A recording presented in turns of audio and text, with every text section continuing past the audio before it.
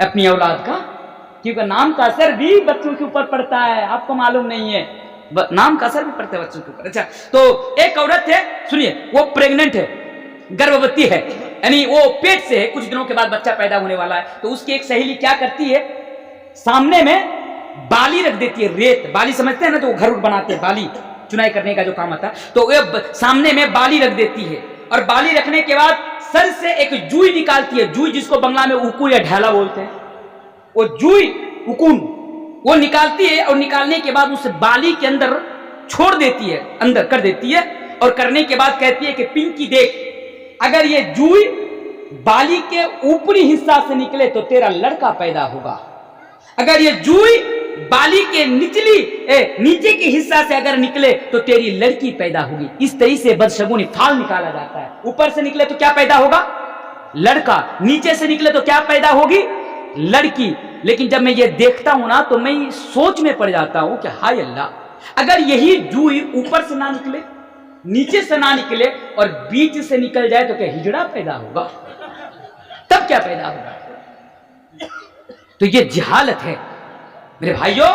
میری پیاری ماؤں اور بہنوں، اگر آپ جنت کے اندر جانا چاہتے ہیں تو اس طریقے کا جتنا بھی کام ہے، آپ لوگ بزنس کرنے والے لوگ ہیں، اور ایک مثال سے آپ کو سمجھانے کے لیے دے کر جاتا ہوں تاکہ آپ کو بات اچھی طرح سمجھ میں، آپ لوگ بزنس کرنے والے لوگ ہیں، ایک صاحب ہے، آپ کے گاؤں کا نام کیا ہے؟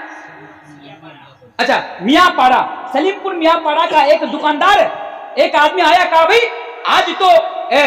سنیچر کا دن ہے، آپ نے دکان کیوں نہیں کھولے؟ تو کہتا ہے میں سنیچر کے دن میں دکان نہیں کھولتا۔ بولے کیوں نہیں دکان کھولتے ہو؟ تو کہتا ہے میں اس لیے نہیں کھولتا کہ یہ دن میرے لیے صحیح نہیں ہے، یہ دن میرے لیے صحیح نہیں ہے، اگر میں اس دن کو دکان کھولتا ہوں تو میرا نقصان ہو جاتا ہے، میرا گھاٹا ہو جاتا ہے، اس لیے یہ دن میرے لیے نحوست ہے، اس دن میں اس لیے میں دکان نہیں کھولتا ہوں۔ اگر کوئی یہ عقیدہ رکھتا ہے تو یہ بھی جہالت ہے، یہ بھی بدشگونی ہے، یہ بھی فال ہے میرے بھائیو، ایسا نہیں کرنا ہے۔ نفع نقصان کا مالک کون ہے؟